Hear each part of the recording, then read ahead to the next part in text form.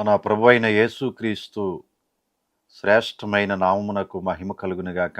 ఈ సాయంకాల వేళ విశ్వవాణి పరిచర్య పక్షంగా దేవుని వాక్యాన్ని పరిచర్యను తిలకించటానికి టీవీల ముందు కూర్చొని వీక్షిస్తూ ఉన్నటువంటి మా ప్రియులందరికీ మా హృదయపూర్వకమైన వందనాలు. దేవుడు మిమ్మును మీ కుటుంబాన్ని అత్యధికంగా దీవించునుగాక. దేవుడు మీ కుటుంబాన్ని రానున్న తరాలకు దీవెనగా మార్చాలని ప్రతి నిత్యము మేము మీ కొరకు ప్రార్థన చేస్తూ ఉన్నాం.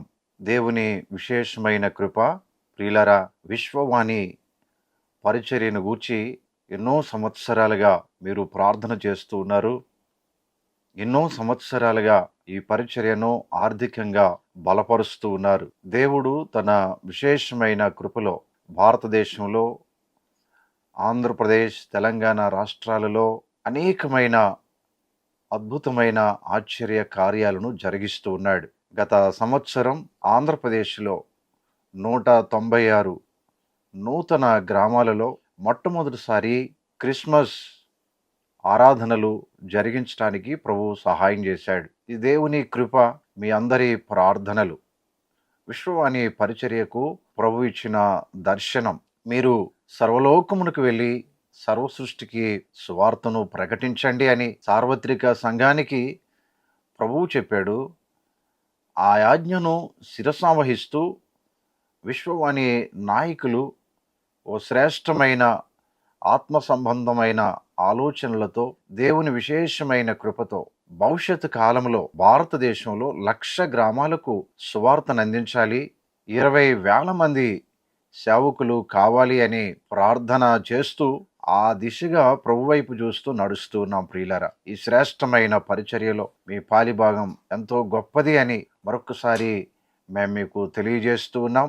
మీరిస్తూ ఉన్న సహాయం అంతటి కొరకై మేము మీ కొరకు ప్రార్థన చేస్తూ మీ కుటుంబాన్ని రానున్న దినాలకు, రానున్న తరాలకు ఆశీర్వదించాలని మేము ప్రభు సన్నిధిలో విజ్ఞాపన చేస్తూ ఉన్నాం. దేవుడు మన రాష్ట్రాన్ని, మన దేశాన్ని దీవించును గాక. ఈ ప్రత్యేకమైన సమయంలో కొద్ది నిమిషాలు పరిశుద్ధ బైబిల్ గ్రంథం నుండి దేవుని వాక్యాన్ని ధ్యానం చేసుకుందాం. పరిశుద్ధ బైబిల్ గ్రంథంలో 15వ అధ్యాయం, యోహాను సువార్త. మన ప్రభువైన యేసుక్రీస్తు వారు ఈ భూమి మీద 33.5 సంవత్సరాలు జీవించిన కాలంలో తన శిష్యులతో ప్రభువు మాట్లాడుతూ ఉన్నటువంటి మాటలుగా ఈ అధ్యాయములో వ్రాయబడ్డాయి. 15వ అధ్యాయములో యేసుక్రీస్తు ప్రభువారు శిష్యులను ఉద్దేశించి పలుకుతూ ఉన్న శ్రేష్టమైనటువంటి మాట 15వ అధ్యాయములో 3వ వచనం. నేను మీతో చెప్పిన మాటను బట్టి మీరిప్పుడు పవిత్రులై ఉన్నారు.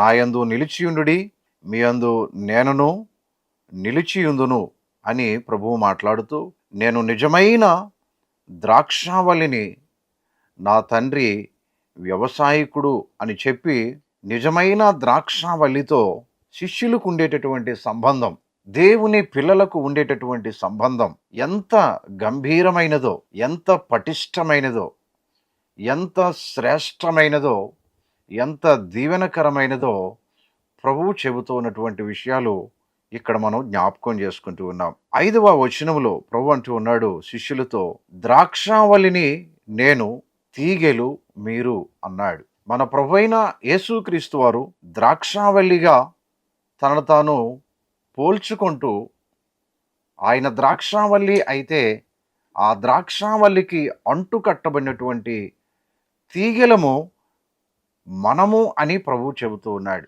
శిష్యులతో మాట్లాడుతూ మీరు తీగెలు అన్నాడు.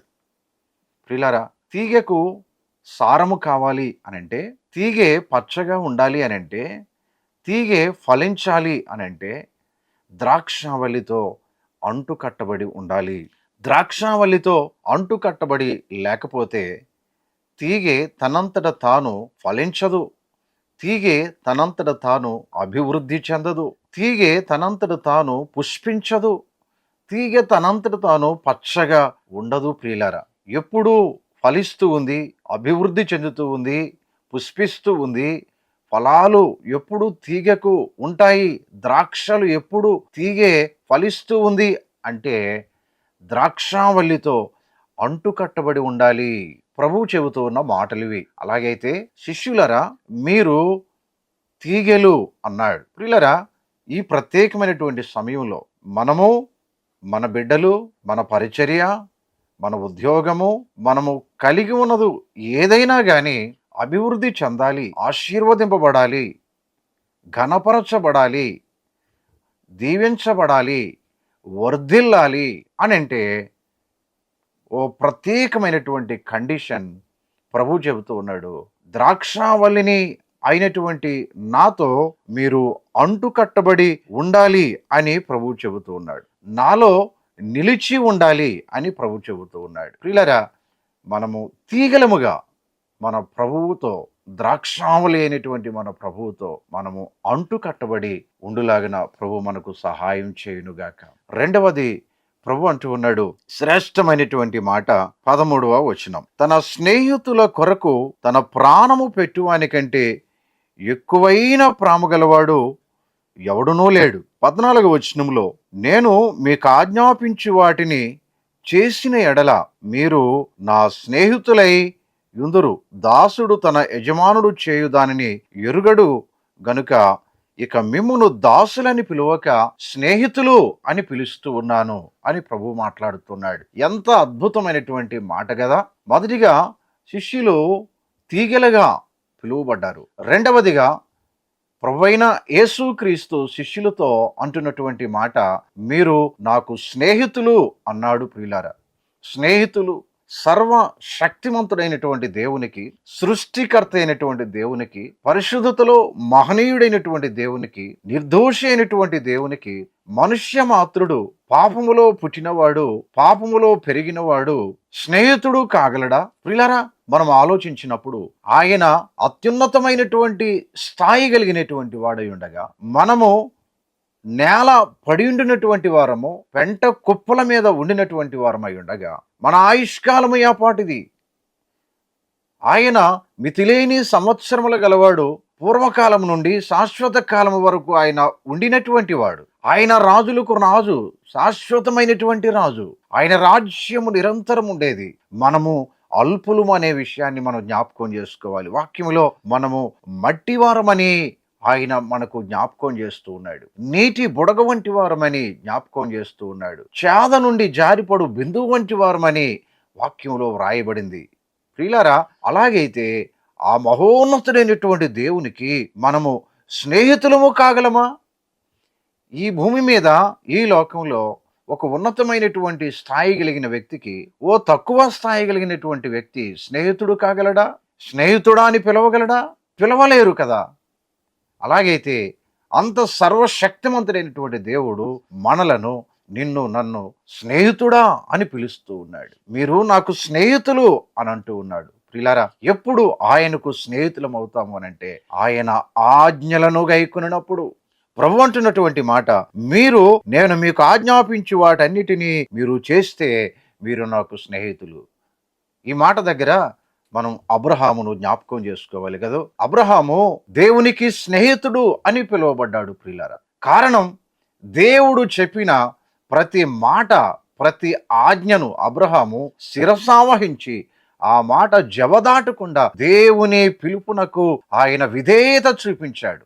దేవుడు చెప్పిన ప్రతి మాట ఆయన భయముతో విన్నాడు. నిరీక్షణ కలిగి అలక్ష్యము చేయక దేవుడు చెప్పిన ప్రతి మాటను విని అంగీకరించి పాటించి దేవునికి స్నేహితుడుగా పిలువబడినటువంటి అబ్రహాము. ప్రియులారా, ఇదెంత గొప్ప ఆధిక్యత కదా. ఈరోజు దేవునికి నీవు, నేను ఒక ఫ్రెండ్గా చేయబడటం అనేది ఒక గొప్ప ధన్యత కదా. ఎవరైనా ఓ ఉన్నతమైనటువంటి స్థాయి కలిగిన వ్యక్తి నీవు నాకు స్నేహితుడు అని పిలుస్తారా? ఎవరు పిలవరు ప్రియులారా. కానీ ఆ అత్యున్నతుడైనటువంటి దేవుడు మనలను స్నేహితులు అని పిలుస్తూ ఉన్నాడు. స్నేహితులైతే ప్రభు అంటూ ఉన్నాడు, స్నేహితులకి ఆ సర్వశక్తిమంతుడైనటువంటి దేవుడు ఆయన చేయబోవు దేనిని కూడా ఆయన దాచుకొనడు. అబ్రహాముకు 430 సంవత్సరాల ఇశ్రాయేలీయుల యొక్క బానిసత్వాన్ని గురించి ప్రభు చెప్పాడు. తరువాత విడిపించబడతారని ప్రభువు చెప్పాడు. ఆయన చేయబోయే ప్రతి కార్యాన్ని అబ్రహాముతో సర్వోన్నతుడైనటువంటి దేవుడు పంచుకున్నాడు. స్నేహితులుగా చేయబడినప్పుడు ఇంకొక స్నేహితుడిని ఎలా పిలుస్తాడు ఫ్రెండ్ అని అన్నప్పుడు, ఆ స్నేహితుడు తనలో, తన మనస్సులో, తన హృదయంలో ఉండిన ఆ విషయాలన్నీ కూడా ఏమీ దాచుకోకుండా ఏ విధంగా ఇంకొక స్నేహితుడికి ఆయన చెబుతాడో, మన ప్రభు అయిన యేసు క్రీస్తు కూడా జరగబో వాటిని అబ్రహాముకు చెప్పాడు. జరగబో వాటిని తన ఆజ్ఞలు అనుసరించి వారైనటువంటి తన పిల్లలకు ఆయన చెప్పడానికి ఇష్టపడుతూ ఉన్నాడు. ఆజ్ఞలు అనుసరించేవారు, పాటించేవారు తనకు స్నేహితులుగా చేయబడుతూ ఉన్నారు. ఎంత గొప్ప ఆధిక్యత! మొదటిగా మీరు తీగెలు, మీరు ఫలించాలి, అభివృద్ధి చెందాలి, దీవించబడాలి అని అంటే అంటు కట్టబడి ఉండండి. ద్రాక్షావళిని నేను నిజమైన ద్రాక్షావళిని అన్నాడు ప్రభు. అవును, ఈ భూమి మీద కారు ద్రాక్షలున్నాయి, నకిలీ ద్రాక్షావళులున్నాయి. ప్రియులారా, జాగ్రత్త. మన ప్రభువు మాట్లాడుతూ ఉన్నాడు, నేనైతే నిజమైన ద్రాక్షావళిని అన్నాడు. ఫలించాలి, అభివృద్ధి చెందాలి, వర్ధిల్లాలి, ప్రభువుతో అంటు కట్టబడి ఉండినప్పుడు. అబైడ్ ఇన్ మీ అన్నాడు ప్రభు. నాలో నిలిచి ఉండండి అన్నాడు. రెండవది, యు ఆర్ మై ఫ్రెండ్ అని ప్రభు చెబుతూ ఉన్నాడు. నువ్వు నాకు స్నేహితులు అన్నాడు. మూడవది, ప్రియులారా, ప్రభు అంటున్నటువంటి ఓ శ్రేష్టమైనటువంటి మాట 15వ అధ్యాయంలో 8వ వచనం. మీరు బహుగా ఫలించటం వలన నా తండ్రి మహిమపరచబడును, ఇందువలన మీరు నాకు శిష్యులు అనబడతారు. మొదటిగా మీరు తీగెలు, రెండవదిగా మీరు స్నేహితులు, మూడవదిగా ప్రభు అంటున్నాడు మీరు నాకు శిష్యులు అన్నాడు. You are the disciple. మీరు నాకు శిష్యులు అన్నాడు. ప్రియులారా, ఎవరు శిష్యులు అని అంటే, ఈ శిష్యులు అనే మాట ఇంగ్లీష్లో మనం డిసైపుల్ అని అంటూ ఉన్నాము. ఈ మాట డిసిప్లైన్ అనే దగ్గర నుంచి వచ్చింది. కాబట్టి ఎవరు క్రమశిక్షణ కలిగినటువంటి వారిగా, డిసిప్లైన్ కలిగినటువంటి వారిగా, వారి వారి ఉద్యోగ బాధ్యతలలో, విధి నిర్వహణలలో, జీవితం అంతటిలో శ్రేష్టమైనటువంటి క్రమశిక్షణ, ప్రభువు నేర్పినటువంటి క్రమశిక్షణకు లోబడతారో, ప్రియులారా, వాళ్ళు శిష్యులుగా పిలువబడుతున్నారు. ప్రభు అంటూ ఉన్నాడు 4వదిగా 15వ అధ్యాయం 27వ వచనం. మీరు మొదటి నుండి నా యొద్ద ఉన్నవారు గనుక మీరును సాక్ష్యమిత్తురు అన్నాడు. ప్రియులారా, ఈ వచనంలో మనం చూస్తూ ఉన్నాము, మీరు నాకు సాక్షులు అన్నాడు. అవును, ఫలించినటువంటి వారు, స్నేహితులుగా చేయబడినటువంటి వారు, శిష్యులుగా చేయబడినటువంటి వారు చివరికి ప్రభువుకు ఏమివ్వాలి, ప్రభువు కొరకు ఎలా జీవించాలి అని అంటే సాక్షులుగా జీవించాలి, సాక్షులుగా జీవించాలి. ప్రియులారా, ఇదెంత గొప్ప ధన్యత కదా. అపోస్తలుల కార్యముల గ్రంథంలో 1వ అధ్యాయం 8వ వచనంలో, యెరూషలేములోను యోదయ సమరయ దేశములయందంతటను భూదిగంతముల వరకు నాకు సాక్షులై ఉందురని వారితో చెప్పాను. భూదిగంతముల వరకు ప్రభువుకి మనము సాక్షులముగా ఉండాలని ప్రభు ఇష్టపడుతున్నాడు. ఆయన కొరకు బ్రతకాలి, ఆయనను సేవించాలి, ఆయనను ఆరాధించాలి, ఆయన పని చేయాలి. భూదిగంతముల వరకు ఆయన పని చేయాలి, సాక్షులముగా బ్రతకాలి. ఇంటర్నేషనల్ స్పీకర్స్ అనే దానికంటే భూదిగంతముల వరకు సాక్షులుగా ఉండుట అనేది ప్రభువు కోరుతూ ఉన్నాడు. ప్రియులారా, ఎప్పుడు మనం భూదిగంతముల వరకు సాక్షులుగా ఉంటాము అని అంటే ఫలించినప్పుడు, స్నేహితులుగా చేయబడినప్పుడు, శిష్యులుగా ఉన్నప్పుడు సాక్షులముగా ఉంటాము. భూదిగంతముల వరకు మన ప్రాణము, మన శరీరము మట్టిలో కలిసిపోయేదాకా ప్రభువు కొరకు మనము సాక్షులముగా ఉండాలని ప్రభువు కోరుతూ ఉన్నాడు. ప్రియులారా, ఈ ప్రత్యేకమైనటువంటి సమయంలో ఇలాంటి ఉన్నతమైనటువంటి కృపలో ప్రభు మనలను జ్ఞాపకం చేసుకును గాక, ఆశీర్వదించును గాక. విశ్వవాణి ద్వారా ఈ శ్రేష్టమైనటువంటి పరిచర్య బూది గంతముల వరకు ఆయనకు సాక్షులుగా ఉండేటటువంటి కృప విశ్వవాణి పరిచర్యలో ప్రభు ప్రతి మిషనరీకి ఇస్తూ ఉన్నాడు, ప్రతి సేవకునికి ఇస్తూ ఉన్నాడు. సాక్షులుగా ఉండటం అనగా ఆ ప్రజల మధ్య ప్రభువును సేవించటం, సువార్త ప్రకటించటం, శిలువ ప్రేమను అందించటం. ఈ శ్రేష్టమైనటువంటి పరిచర్యలో మీ పాలిభాగాన్ని మేము కోరుతూ ఉన్నాం. అలాంటి ఉన్నతమైనటువంటి కృపలో ప్రభు మిమ్మల్ని బలపరిచి దీవించి ఆశీర్వదించునుగాక. ఆమేన్. ప్రార్థన. దయగల మా తండ్రి, మీ ఘనమైన నామమునకు స్తోత్రాలు. విత్తబడిన మాటలు మా వినికిడిలో మీ రాజ్య నిర్మాణం కొరకు, మా ఆత్మీయ అభివృద్ధి కొరకు నిరంతరంగా ఫలింపు చేయమని, మా ప్రియుల కుటుంబాలను సమృద్ధిగా దీవించి ఆశీర్వదించమని యేసు క్రీస్తు ప్రభువారి పరిశుద్ధ నామములో ప్రార్థించి వేడుకొనుచున్నాము తండ్రి. ఆమెన్. పరమ తండ్రి అయిన దేవుని ప్రేమ, ప్రభు అయిన యేసు క్రీస్తు వారి యొక్క కృప, పరిశుద్ధాత్మ దేవుని యొక్క అన్యోన్య సహవాసం సర్వలోక పరిశుద్ధులకును మనకును సదాకాలము తోడై ఉండి నడిపించునుగాక. ఆమెన్.